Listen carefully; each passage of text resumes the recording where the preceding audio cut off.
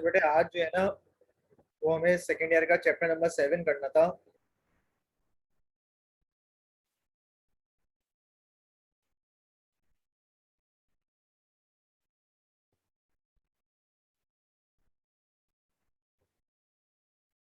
ये chapter number 7 है second year का।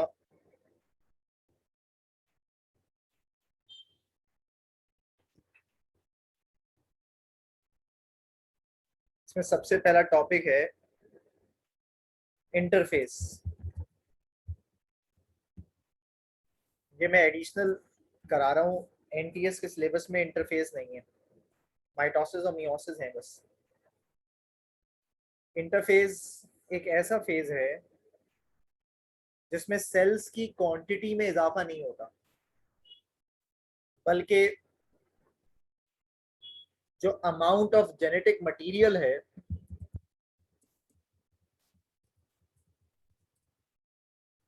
उसकी तादाद में इजाफा होता है।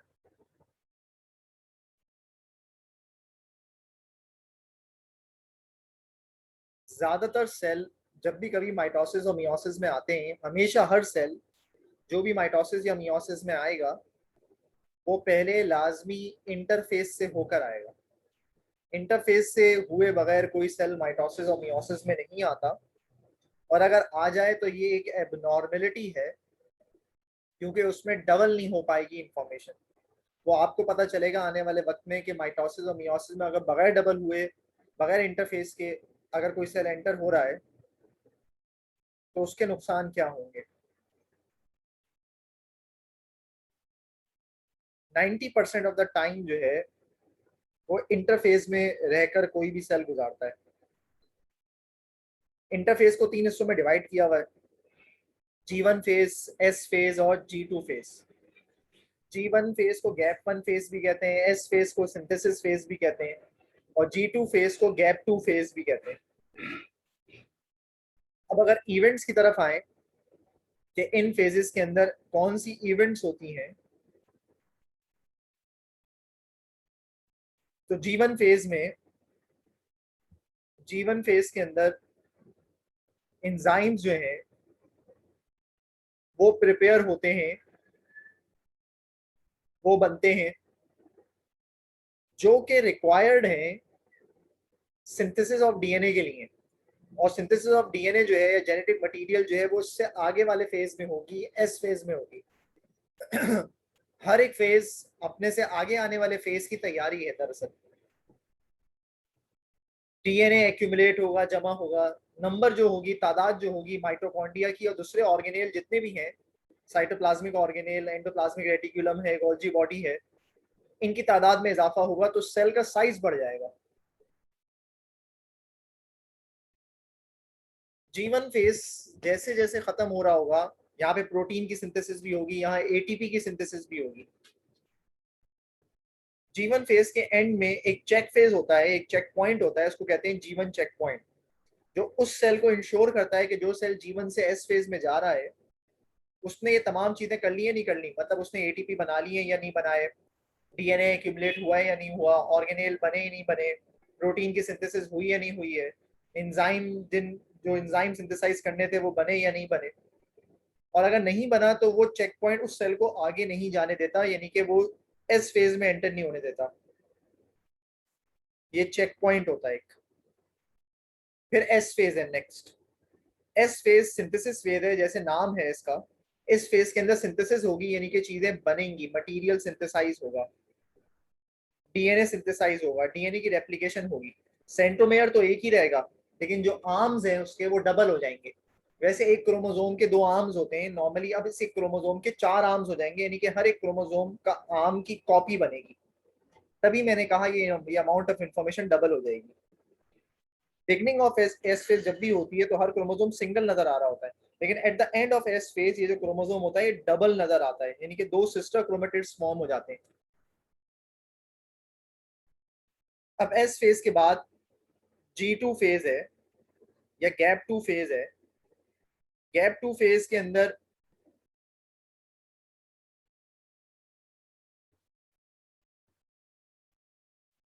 अच्छा, एस फेज जो है इसकी टोटल ड्यूरेशन जो है वो 6 to 8 आवर्स है, 6 से 8 घंटे।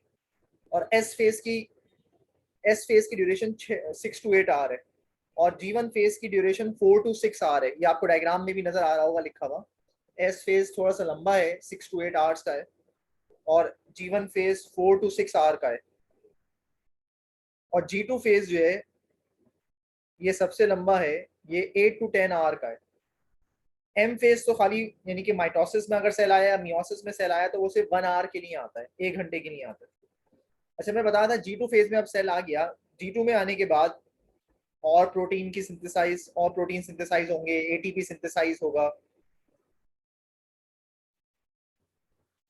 इसके अलावा जो माइक्रोट्यूब्यूल्स हैं उनकी फॉर्मेशन होगी, ताकि आने वाले वक्त में वो माइक्रोट्यूब्यूल्स जो हैं वो क्रोमोसोम की डिवीजन करा सकें, मूवमेंट ऑफ क्रोमोसोम करा सकें, प्रोटीन सिंथेसाइज होंगे। G2 फेज में ये इवेंट्स होती हैं। और अब सेल जो है वो एंटर हो जाता है एम फेज में, जो 1 आवर जिसकी ड्यूरेशन है। अब वो एम स्टैंड फॉर माइटोसिस या M stand for meiosis, depending upon the cell, कि वो सेल कौन सा है, सोमेटिक सेल है या जर्म सेल है। ड्यूरिंग इंटरफेज जो है न्यूक्लियस विजिबल होता है, न्यूक्लियर मेम्ब्रेन विजिबल होती है, न्यूक्लियस विजिबल नजर आ रहा होता है। क्रोमोसोम पतले होते हैं, ऐसा दिख रहा होता है जैसे कोई ग्रैन्युलर मास है, इतने ज्यादा पतले होते हैं। और G2 फेज के एंड में भी एक चेक पॉइंट होती है जो इस चीज को इंश्योर करती है कि जो सेल G2 से निकल के जा रहा है, एम फेज में आ रहा है, माइटोसिस और मियोसिस में आ रहा है, उसने तमाम चीजें जो उसको बनानी थी वो उसने बना ली है या नहीं बनाई है। तो अगर नहीं बनाई है तो ये चेक पॉइंट उसको आगे नहीं जाने देती, मतलब एम फेज में नहीं आने देती। तो बेटे ये सारे फेजेस थे जो फेजेस इंटरफेज में होते हैं। और इंटरफेज को हम रेस्टिंग फेज भी कहते हैं। इसमें सेल अपने आप को प्रिपेयर करता है फॉर पॉसिबल डिवीजन। अब इंटरफेज के बाद हम बात करें माइटोसिस की, जो मेन सेल डिवीजन है हमारे पास दो, माइटोसिस और मियोसिस। माइटोसिस की बात करें अगर हम, तो माइटोसिस वो डिवीजन है जिसमें सेल डिवाइड होता है और कम से कम एक सेल दो सेल में तब्दील हो जाते हैं। लेकिन जो नंबर है और प्रॉपर्टीज जो है क्रोमोसोम की वो सेम रहती है, नथिंग विल चेंज। जितने पेरेंट सेल के पास क्रोमोसोम होते हैं, डॉटर सेल्स के पास भी उतने ही क्रोमोसोम रहते हैं। जैसे बिलफर्स कोई सेल आया है माइटोसिस में, उसके पास 46 क्रोमोसोम है, सोमेटिक सेल है वो। तो at the end of mitosis जब कभी दो सेल हो जाएंगे एक सेल से, तो उन दोनों सेल में 46 ही क्रोमोसोम रहेंगे। जो इन्फॉर्मेशन पेरेंट सेल के पास है वही इन्फॉर्मेशन डॉटर सेल्स के पास भी भी वही सेम होगी, कोई चेंज नहीं आएगा। तो नॉर्मली ये जो डिवीजन होती है माइटोसिस, ये ग्रोथ और डेवलपमेंट कराने के लिए होती है, कद को बढ़ाने के लिए होती है, ऑर्गन के साइज को बढ़ाने के लिए होती है, ग्लैंड्स के साइज को इंक्रीज करने के लिए होती है, नंबर ऑफ सेल्स की तादाद को बढ़ाने के लिए होती है, रीजनरेशन रिपेयरिंग कराने के लिए होती है। और ये एक ऑनगोइंग प्रोसेस है। ये डिवाइडेड है दो सब फेजेस के अंदर, कैरियोकाइनेसिस और साइटोकाइनेसिस के अंदर। कैरियो के मायने होते हैं न्यूक्लियस और साइटो के मायने होते हैं साइटोप्लाज्म। काइनेसिस का मतलब है डिवीजन या मूवमेंट। तो कैरियोकाइनेसिस डिवीजन होती है न्यूक्लियस की और साइटोकाइनेसिस डिवीजन होती है साइटोप्लाज्म की। अब हम पहले बात करेंगे कैरियोकाइनेसिस की, यानी कि न्यूक्लियस की डिवीजन की, जो 4 फेजेस में डिवाइडेड है, प्रोफेज, मेटाफेज, एनाफेज और टीलोफेज। कैरियोकाइनेसिस 4 हिस्सों में डिवाइडेड है, प्रोफेज, मेटाफेज, एनाफेज और टीलोफेज। प्रोफेज जो है ये मेन फेज है न्यूक्लियस की डिवीजन का, और ये सबसे बड़ा फेज भी है, लॉन्गेस्ट फेज भी है। इस फेज के अंदर जो मेन चेंजेस आते हैं न्यूक्लियस में वो कौन कौन से हैं? जो क्रोमोसोम है, तो जो क्रोमोसोम का नेटवर्क है वो ब्रेक हो जाता है और पतले पतले से धागे से बन जाते हैं क्रोमोसोम के। तो पतले पतले से थिन थ्रेड नजर आएंगे आपको। क्रोमोसोम पतले पतले लंबे लंबे धागे नुमा नजर आ रहे हैं। और जैसे जैसे ये प्रोफेज आगे बढ़ेगा, ये पतले से मोटे हो जाते हैं और छोटे हो जाते हैं। पहले लंबे और पतले होते हैं, बाद में ये मोटे और छोटे हो जाते हैं, थिक एंड शॉर्ट। हर एक क्रोमोसोम जो है वो मिलके बनता है, जैसे मैंने आपको पहले भी बताया था, क्रोमेटिड से। और हर एक क्रोमोसोम में, क्योंकि वो इंटरफेस से होकर आया है, तो you can easily C 4 chromatid. वैसे हर एक क्रोमोसोम में 2 क्रोमेटिड होते हैं, जो ये 4 हुए वो हर एक क्रोमेटिड ने अपनी कॉपी बना ली है, क्योंकि वो इंटरफेस से होके आया है इसलिए। क्रोमेटिड जो है वो टाइटली एक बाइंड हुए में सेंट्रोमेयर से, जो एक सेंट्रल जोन है क्रोमोसोम का, और जो न्यूक्लियस है क्रोमोसोम का, वो मूव करता है पेरिफेरल पार्ट में पहुंचने की कोशिश करता है, मतलब कोने में पहुंचने की कोशिश करता है सेंटर से। सेंटर नॉर्मली खाली रहता है न्यूक्लियस का। इस फेज में न्यूक्लियस डिसअपेयर होता है, न्यूक्लियस की मेम्ब्रेन डिसअपेयर हो जाती है, और सेंट्रोसोम फॉर्म होते हैं जो डिवाइड होते हैं दो सेंट्रियोल में, और हर एक सेंट्रियोल अपने अपने अपने एंड पर पहुंचने की कोशिश करता है। दो रीजन, दो एंड्स होते हैं, दो एंड्स होते हैं सेल के, वहां पहुंचने की कोशिश करते हैं सेंट्रियोल। तो ये तमाम वो इवेंट्स थी जो कि प्रोफेज में हुई। पहले पतले और लंबे नजर आ रहे लगे आपको, फिर बाद में मोटे और छोटे हो गए। बाइंड हुए में क्रोमेटिड्स चार नजर आ रहे हैं क्योंकि ये इंटरफेस से होकर आया है, और हर एक क्रोमेटिड की एक कॉपी है उसके साथ, सेंटोमेयर के साथ जो सेंटर रीजन है वहां से बाइंड हुए हैं।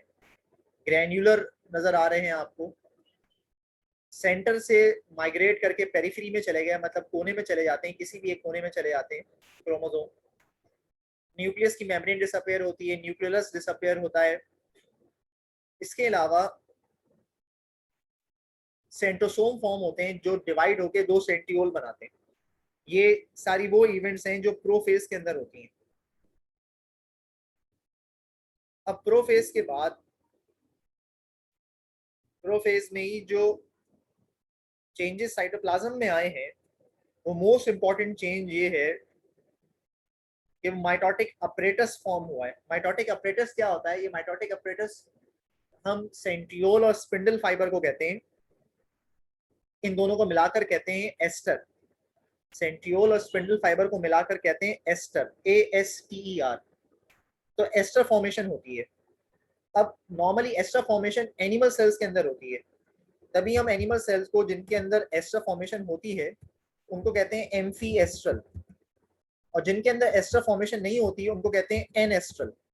अब जिनके अंदर एस्टर फॉर्मेशन नहीं होती, यानी कि सेंट्रियोल और स्पिंडल फाइबर फॉर्म नहीं होते दोनों, या सेंट्रियोल फॉर्म नहीं होते, उनको कहते हैं एन एस्ट्रल। यूजुअली ऐसा किसमें होता है? यूजुअली ऐसा प्लांट्स के अंदर होता है।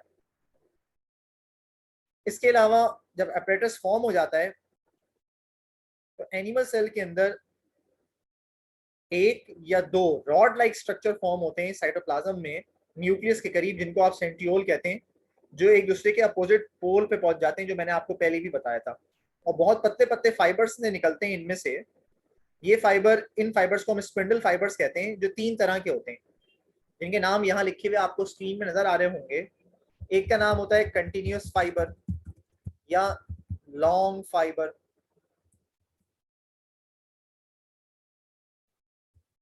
एक होते हैं डिसकंटिन्यूस फाइबर या इंटरमीडिएट फाइबर,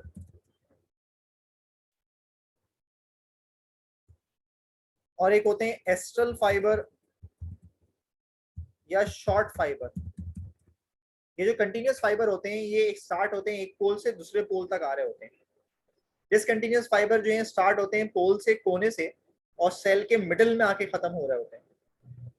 एस्ट्रल फाइबर जो है ये स्टार्ट होते हैं पोल से और पोल पे ही खत्म हो जाते हैं। तो continuous fibre from pole to pole है, discontinuous fibre from pole to middle of the cell है, और एस्ट्रल फाइबर ये सिर्फ पोल पे मौजूद हैं, बहुत छोटे हैं साइज में। रोल जो है माइटोटिक अपरेटस का, वो तो डिवाइड कराना है या पुल करना है क्रोमोसोम्स को अपनी तरफ। अब प्रोफेज के बाद नेक्स्ट फेज जो है वो बेटे मेटाफेज है। मेटाफेज चाहे माइटोसिस का हो चाहे मियोसिस का हो, उसमें सेम इवेंट्स होती हैं। इस स्टेज में क्रोमोसोम या क्रोमेटिड अपने आप को अरेंज कर लेते हैं at the equator of the cell. Equator कहते हैं सेंटर को।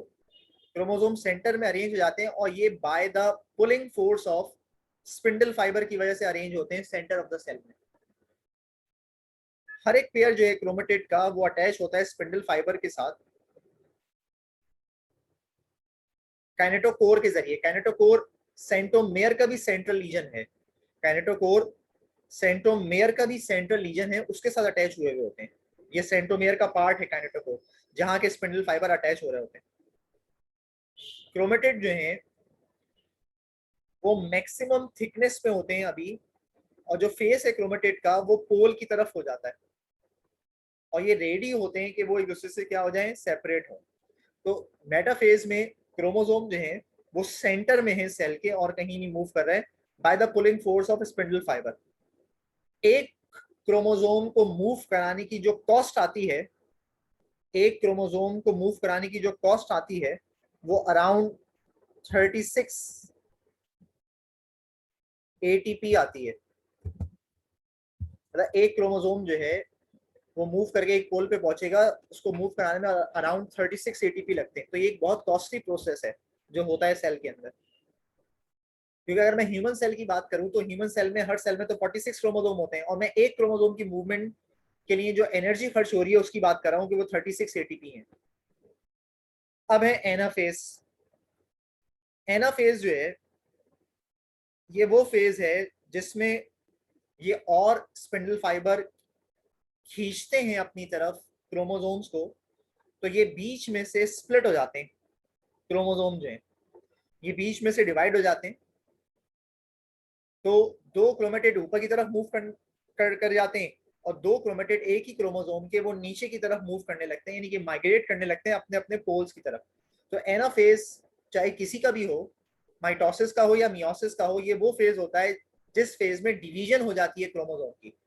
ये आपसे पूछ सकते हैं कि भाई आप उस फेज का नाम बताओ जिस फेज में डिवीजन हो जाती है क्रोमोसोम्स की, तो एनाफेज है। चाहे वो माइटोसिस का हो चाहे वो मियोसिस का हो। लास्ट फेज टीलोफेज है। इस फेज में ये जो दोनों सेट्स हैं क्रोमोसोम के, अब दो क्रोमेटिड्स ऊपर जा रहे हैं उसको हम एक सिंगल क्रोमोसोम काउंट कर रहे हैं, और दो क्रोमेटिड्स नीचे आ रहे हैं उसको हम एक और सिंगल क्रोमोसोम काउंट कर रहे हैं। इस तरह से क्रोमोसोम सेपरेट होकर अपने अपने पोल्स पे पहुंच जाते हैं। ये पतले और लंबे होते हैं, क्वाइल हो जाते हैं, दोबारा से नेटवर्क बना लेते हैं, क्रोमेटिन नेटवर्क। न्यूक्लियर मेम्ब्रेन और न्यूक्लियस जो डिसअपेयर हुई थी वो दोबारा रीअपेयर हो जाती है।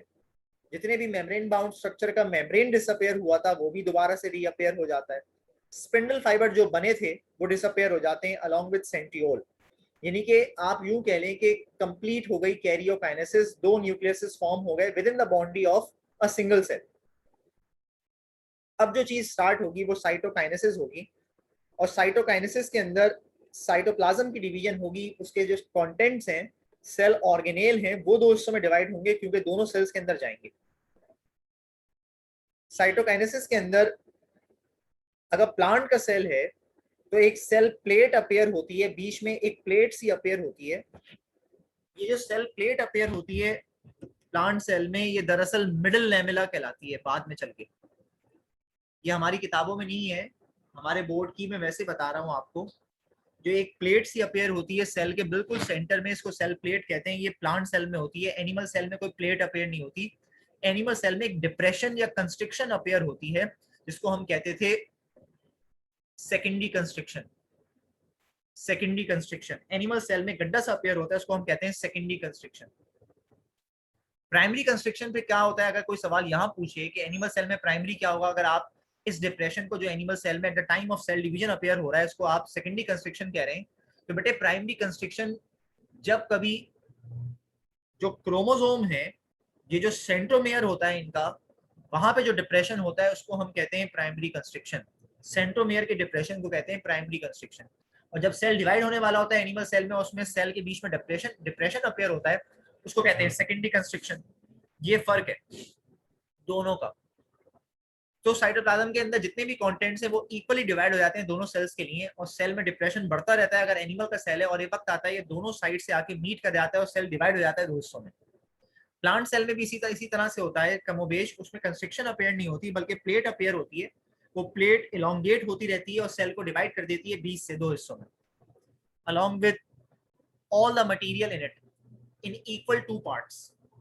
तो बेटे ये साइटोकाइनेसिस कंप्लीट हुई जिसके एंड में दो सेल फॉर्म हो गए। इंपॉर्टेंस या सिग्निफिकेंस मैंने आपको पहले ही बता दी थी स्टार्ट में कि ये जो माइटोसिस है ये नंबर ऑफ सेल्स को बढ़ाने के लिए, ऑर्गन्स के साइज को ग्रोथ और डेवलपमेंट कराने के लिए, रीजनरेशन कराने के लिए, या हीलिंग कराने के लिए, कद को बढ़ाने के लिए होती है। सेल्स की तादाद को बेसिकली बढ़ाने के लिए है।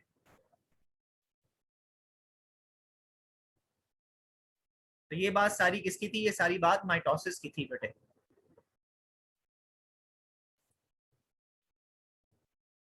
उसके बाद जो है, चलो मैं पीएमसी के सिलेबस से हटकर भी बात कर लूँ ताकि तुम्हारे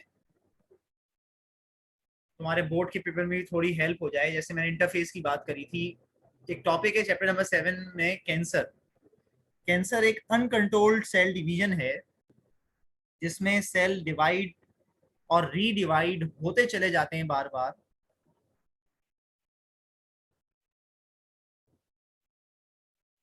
और इसमें जो सेल डिवाइड हो रहे होते हैं उनमें जो उनका न्यूक्लियर मटेरियल है या तो वो एबनॉर्मल होता है, या वो फंक्शन जो उसको परफॉर्म करने चाहिए वो वाले फंक्शन परफॉर्म नहीं कर रहा होता। सेल डिवीजन तो जरूरी है ग्रोथ, रिपेयरिंग और रिप्रोडक्शन के लिए। तो सेल डिवीजन को कंट्रोल कर रहे होते हैं एक स्पेशल तरह के जीन, उनको कहते हैं ऑन्कोजीन। अगर एक ऑन्कोजीन इरिवर्सिबली स्विच ऑन हो जाए, मतलब ये ऑफ ना हो, ऑन रहे, तो ये कंटिन्यूअसली सेल्स को डिवाइड कराता रहता है। तो अनवांटेड सेल्स बहुत सारे क्रिएट हो जाते हैं। ट्यूमर जो है या कैंसर जो है, ये अनकंट्रोल्ड ग्रोथ ऑफ सेल्स को कहते हैं, जो एक मास सा बन जाता है। सारे ट्यूमर जो होते हैं वो कैंसरस नहीं होते, हर एक ट्यूमर जो है वो कैंसर नहीं होता।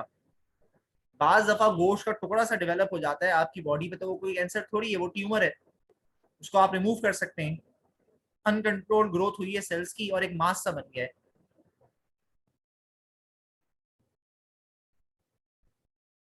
जो ट्यूमर होते हैं वो दो तरह के होते हैं, यानी कि कैंसर्स की फॉर्म में बदल सकते हैं ट्यूमर।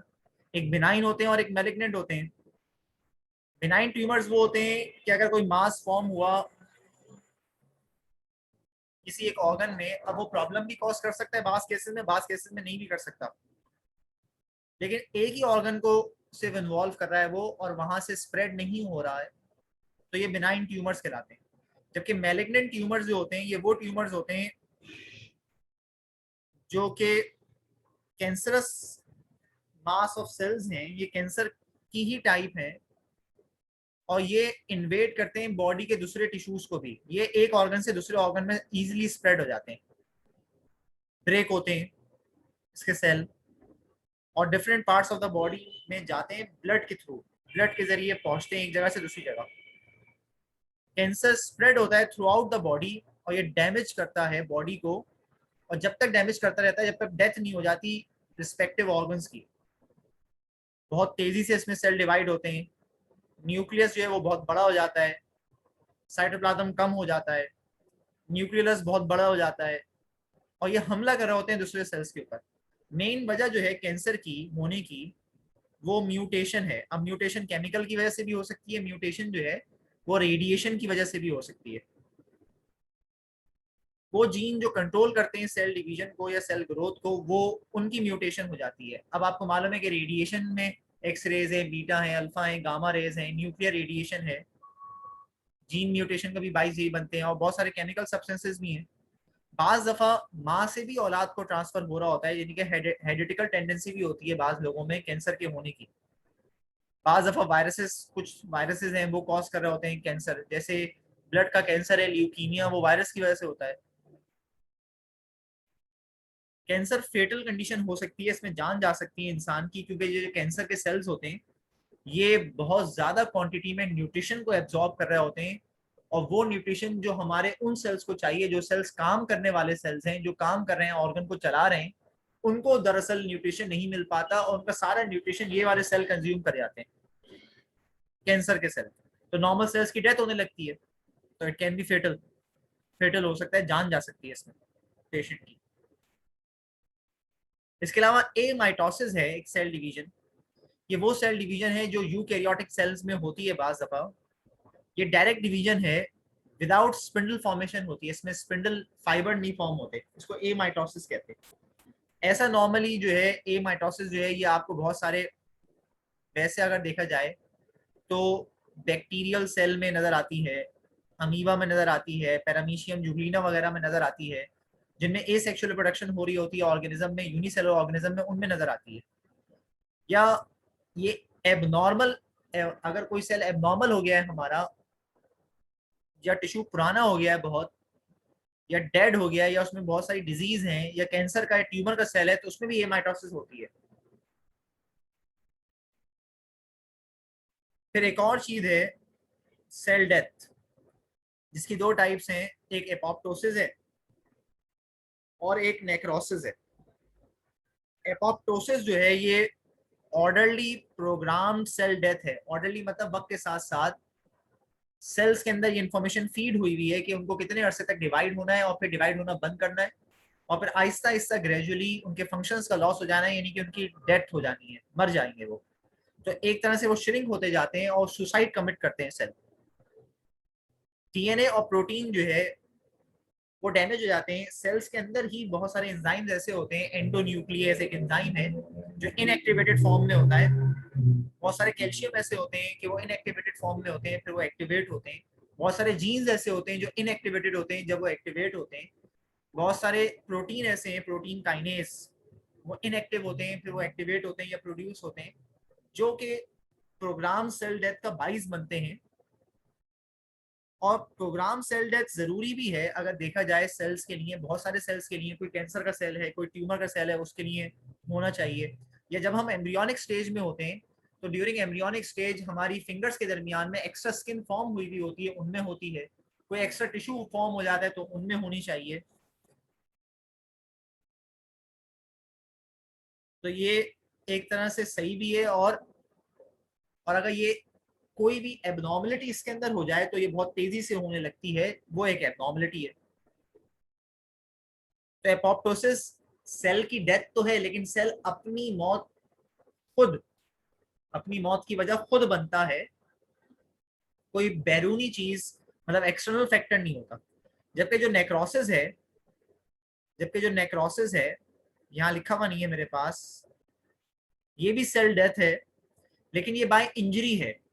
इसमें कोई ना कोई इंजरी होती है सेल को, वायरस बैक्टीरिया की वजह से, या कोई चोट लग जाए, कोई गोली लग जाए, कोई पंच लगे, कोई और चीज बॉडी पे हिट करे जिसमें टिश्यू डैमेज हो जाए, रप्चर हो जाए, यानी कि इंजरी हो जाए, उसकी वजह से अगर सेल डेथ हो रही है तो वो नेक्रोसिस होती है। मतलब उसमें एक्सटर्नल फैक्टर्स हैं जो रोल प्ले करते हैं सेल की डेथ का। अब बेटे मियोसिस है, जो लास्ट टॉपिक है चैप्टर नंबर 7 का एनटीएस या पीएमसी के सिलेबस में जो है हमारे पास। मियोसिस एक ऐसी सेल डिवीजन है जो कि जिसकी वजह से नंबर ऑफ सेल्स तो जो फॉर्म होते हैं वो, एक सेल अगर आता है मियोसिस में तो at the end of meiosis 4 cell बनते हैं, मतलब almost double of the mitosis. लेकिन इसमें जो क्रोमोसोम की तादाद है, it will reduce to half at the end of meiosis. Chromosome की तादाद जो है वो आधी रह जाती है मियोसिस के एंड में, जब भी कभी होती है। मियोसिस की वजह से वेरिएशन आती है, मियोसिस की वजह से चेंजेस आते हैं। कि जितनी भी रिप्रोडक्शन होती है वो मियोसिस की वजह से ही होती है। तभी तो आप देखते हैं कि हर एक इंसान दूसरे इंसान से चेंज है, क्योंकि इसमें एक बहुत इंपॉर्टेंट फिनोमिना है जो होता है, जिसको हम कहते हैं क्रॉसिंग ओवर। वो मियोसिस में होती है, माइटोसिस में नहीं होती, जिसकी वजह से एक्सचेंज होता है क्रोमोसोम के मटीरियल का या जेनेटिक मटीरियल का, जिसकी वजह से वेरिएशंस आती हैं, वो मियोसिस में होती है। तभी हर एक जानदार एनिमल जो है वो दूसरे एनिमल से चेंज है, हर एक इंसान दूसरे दूसरे इंसान से डिफरेंट है इसी वजह से। और फिर ultimately at the end of meiosis जो सेल बनते हैं, जैसे जर्म सेल जो बनते हैं, उसमें हाफ रह जाती है क्रोमोसोम की तादाद। और हमें मालूम है कि जितने भी जानदार पैदा होते हैं, एनिमल जो फॉर्म होते हैं, वो दो सेल्स के कॉम्बिनेशन से फॉर्म होते हैं।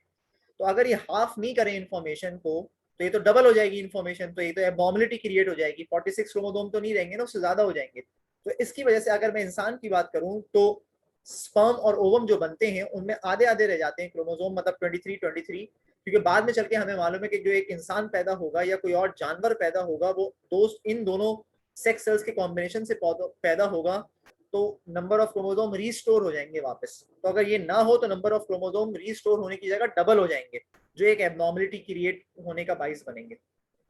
इसको दो हिस्सों में डिवाइड किया हुआ है हमने, मियोसिस 1 में और मियोसिस 2 में। मियोसिस 1 के 4 फेजेज हैं, मियोसिस 2 की भी 4 फेजेज हैं। मियोसिस वन के जो 4 फेजेज हैं उसमें prophase 1, metaphase 1, anaphase 1, telophase 1। Meiosis 2 के जो 4 फेजेज हैं वो भी इसी तरीके से हैं, प्रोफेज 2, मेटाफेज 2, एनाफेज 2 और टीलोफेज 2। तो पहले फेज में मियोसिस 1 में सबके साथ 1 लिखा हुआ है और मियोसिस 2 में सबके साथ 2 लिखा हुआ है।